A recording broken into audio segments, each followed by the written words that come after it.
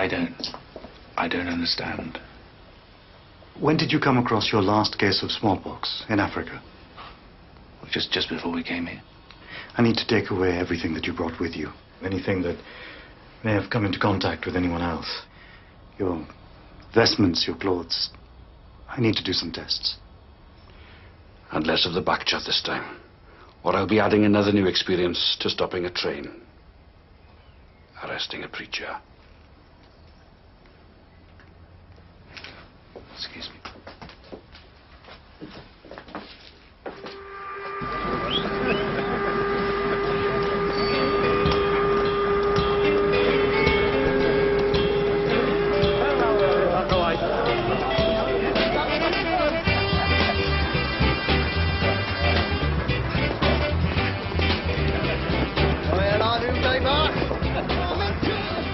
It has been announced that the smallpox outbreak in the Welsh town of Trefelyan is officially over. Although the original source of the virus is yet to be ascertained, mass vaccination of the area has allowed normal life to resume.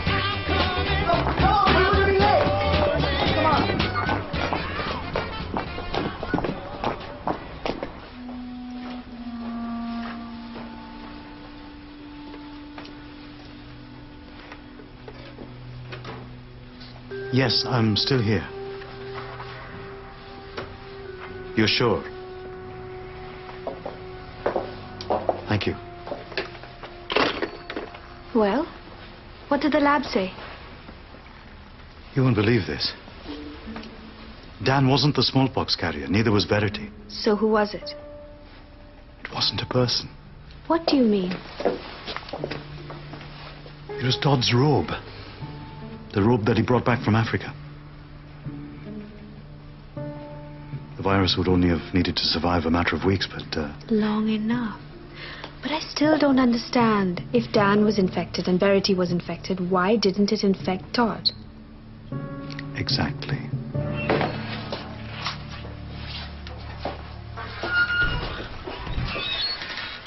Reverend Todd. Dr. Sharma. Tell me, do you take confession? Well, it is my duty to help in any way. May I ask who wants to confess? I think you do. You were exposed to this disease more than anyone else in this village, and yet you remained untouched. It was God's will. So you said. You're immune, aren't you, Reverend Todd?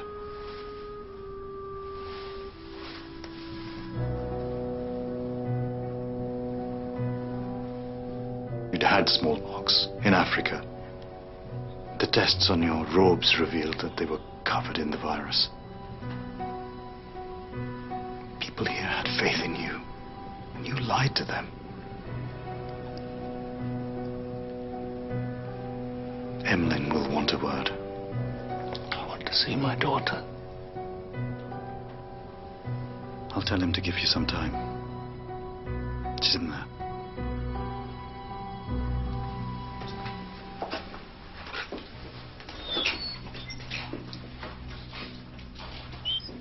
Owen comes running to me asking, what is this eggy bread?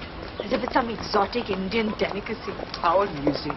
We could go to Cardiff next week. There's an Indian restaurant. They might be able to get us some jeera or garam masala. Kavli, I won't be here next week. What? I'm leaving the day after tomorrow. We've hardly spent any time together. I came here to see if you were all right. And you are. I'm very proud of you both. But, Mummy... We can talk about it later. Why don't you go home and put the kettle on? I'll get what we need. I don't remember prescribing all this. This is from your pupil. Emlyn has been quoting you chapter and verse ever since I came in, telling me what's wrong with me. He's a good man. I know. So what should I do?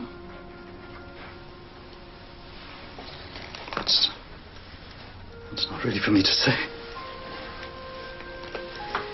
I'm asking for your advice, Prem. As a friend or a doctor?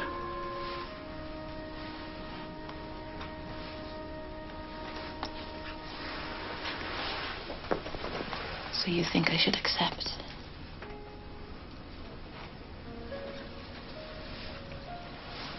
If you want security, loyalty, and commitment, then you could do far worse than Emlyn.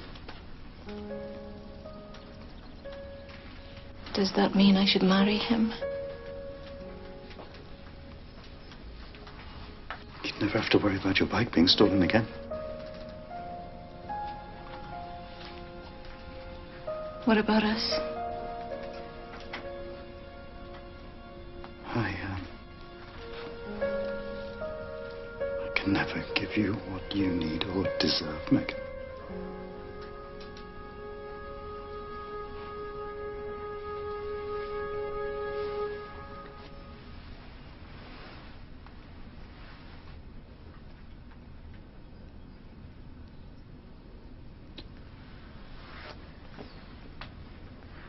Goodbye.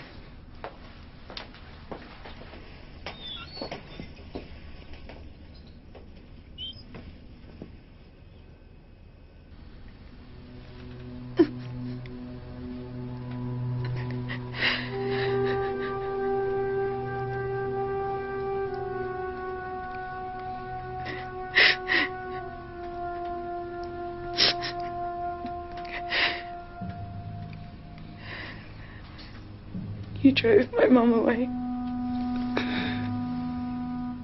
And now you do this to me. Verity. Please. Please forgive me.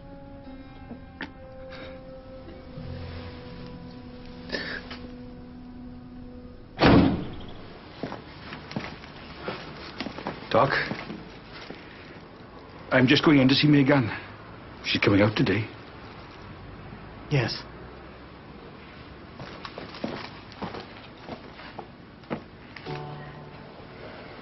Doc,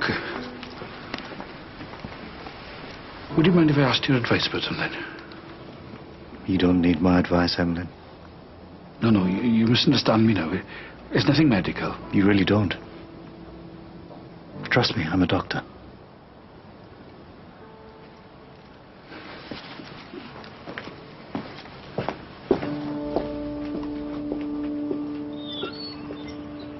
Well, things are finally getting back to normal around here. Perhaps now you'll get to see some of our beautiful valley. I doubt it. I'm leaving the day after tomorrow. So soon. I am sorry to hear that. We didn't give you a very warm welcome, did we? I've been made very welcome, thank you. And Carmody will be fine without me. Oh, well, the children always say they don't need us. But they do, you know.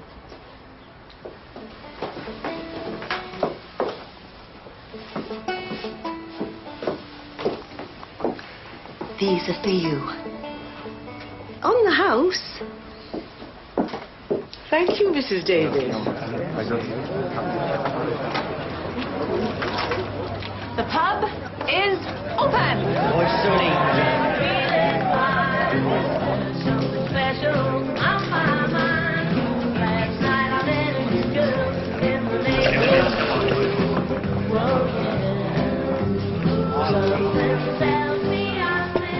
Hold fast there, gentlemen.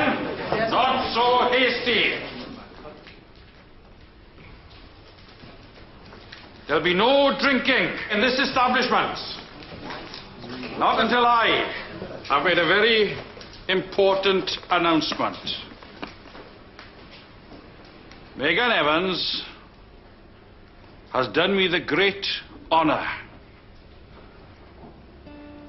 of agreeing to become my wife.